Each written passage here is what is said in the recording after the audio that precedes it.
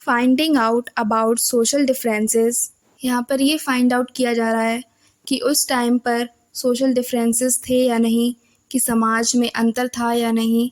Archaeologist think that objects found with a skeleton probably belong to the dead person.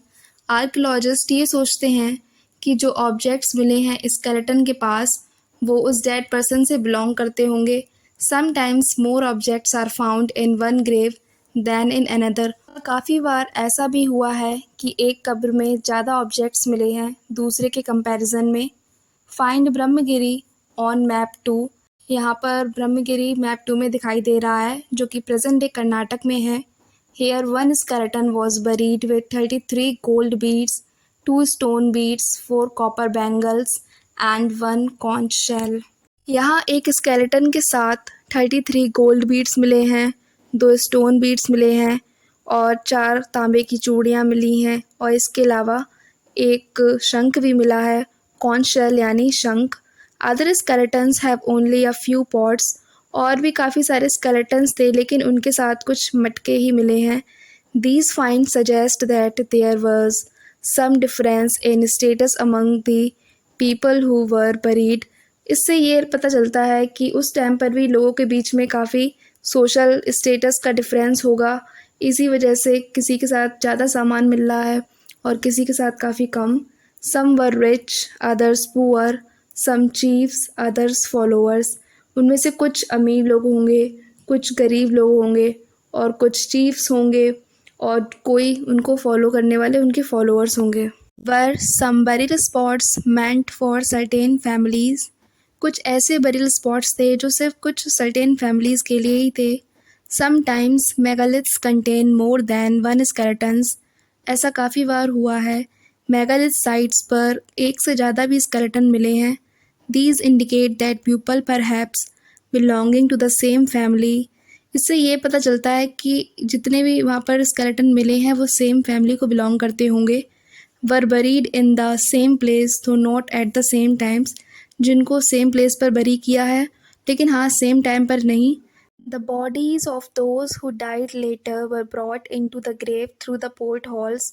और जिनकी बाद में death होती थी तो उनकी बॉडीज़ को उसी ग्रेव में दफना दिया करते थे थ्रू पोर्ट हॉल्स। वो लोग बड़े बड़े स्टोन के बीच में एक होल क्रिएट किया करते थे जिसके अंदर जाकर वो उस डेड बॉडी को दफना दिया करते थे। स्टोन सर्कल्स और boulders placed on the surface probably served as signpost to find the burial site. और जो स्टोन को वो लोग सर्कल में रखते थे और जो बड़े बड़े स्टोन को सरफेस पर प्लेस किया करते थे वो उनको एक निशान की तरीके से इस्तेमाल किया करते थे जिससे वो लोग उस बरियल साइट को फाइंड आउट कर सकें, so that people could return to the same place whenever they wanted to. जिससे वो लोग उस प्लेस पर दोबारा आ सकें। A special burial at Inamgaon. Find Inamgaon on map 2। Inamgaon present day Maharashtra में है। यहाँ पर काफ़ी अलग अलग तरीके से लोगों को बरी किया गया था। It is a site on the river Ghod, a tributary of the Bhim.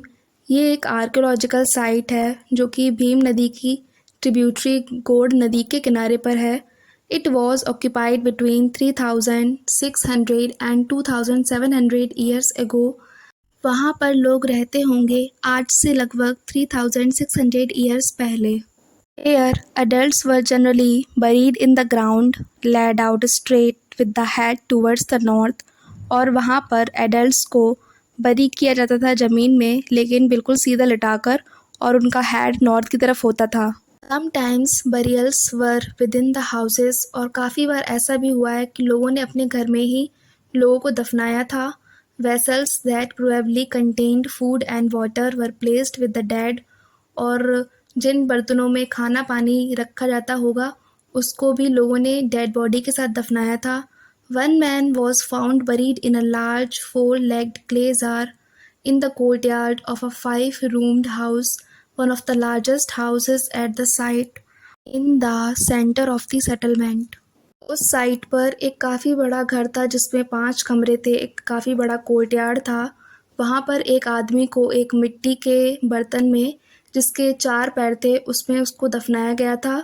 This house also had a granary और उस घर में एक ग्रैनरी भी थी। ग्रैनरी यानी एक ऐसा कमरा जहाँ पर फूड को स्टोर करके रखा जाता हो। Body was placed in a cross legged position, और जो बॉडी को प्लेस किया गया था उसके दोनों पैर क्रॉस पोजिशन में थे। What skeletal studies tell us? It is easy to make out the skeleton of a child from its small size.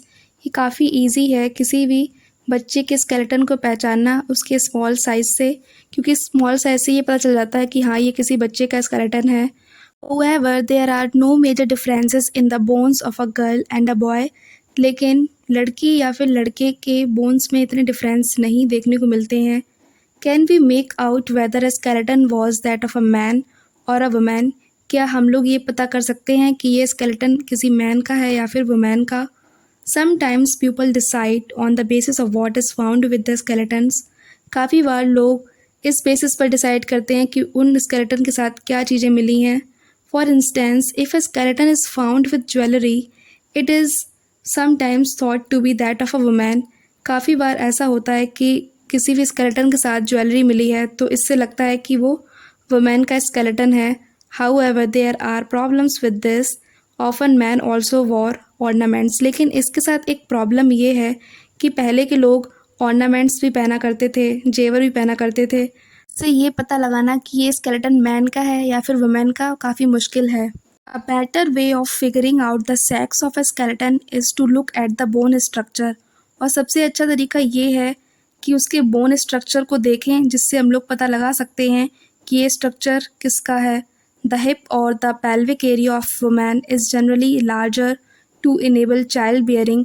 और जो हिप और पेल्विक एरिया होता है वुमेन का वो काफ़ी लार्ज होता है as compare to man. These distinctions are based on modern skeletal studies, और ये सारे अंतर आज के मॉडर्न skeletal studies पर बेस्ड हैं।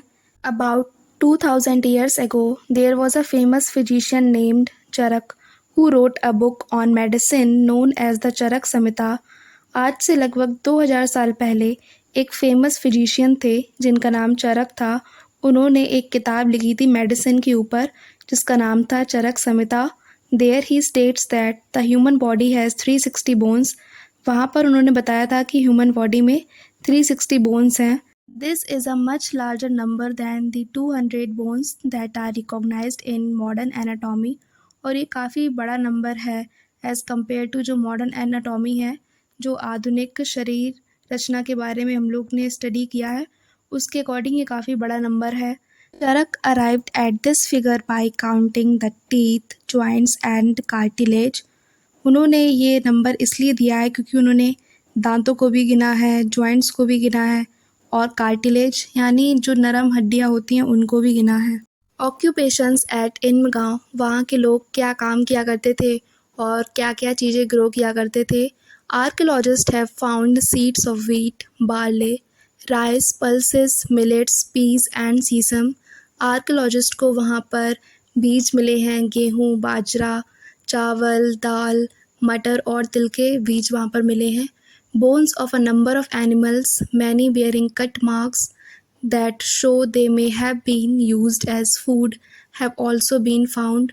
और वहाँ पर काफ़ी सारे जानवरों की हड्डियाँ भी मिली हैं जिन पर कट मार्क्स हैं, जिससे ये पता चलता है कि उनको एज अ फूड यूज़ किया गया होगा। दीज इंक्लूड, जिसमें इंक्लूड हैं कैटल, मवेशी, बफेलो, भैंस, गोट, बकरी, शीप, भेड़, डॉग, कुत्ता, हॉर्स, घोड़ा, एस, गधा, पिग, सुअर, सांबर, एक काफ़ी बड़ा डियर, स्पॉटेड डियर और जिन पे स्पॉट होते हैं वो वाले डियर, ब्लैक बग, एक ब्लैक कलर का डियर, एंटीलॉप, ये मृग, हेयर जो खरगोश की तरह दिखते हैं वो, एंड मून गोज जो नेवला होते हैं वो। Besides birds, crocodile, turtle, crab and fish, इसके अलावा चिड़िया, मगरमच्छ और कछुए, केकड़ा और मछली के भी बोन्स मिले हैं। There is evidence that fruits such as bear, आंवला, जामुन, dates and a variety of berries were collected. इसके अलावा काफ़ी सारे एविडेंस मिले हैं फलों के जिसमें है बेर, आंवला, जामुन और खजूर और काफ़ी सारे वैरायटी के बेरीज मिले हैं वहाँ पर। चैप्टर 4 यहीं पर फिनिश होता है। Thanks for watching.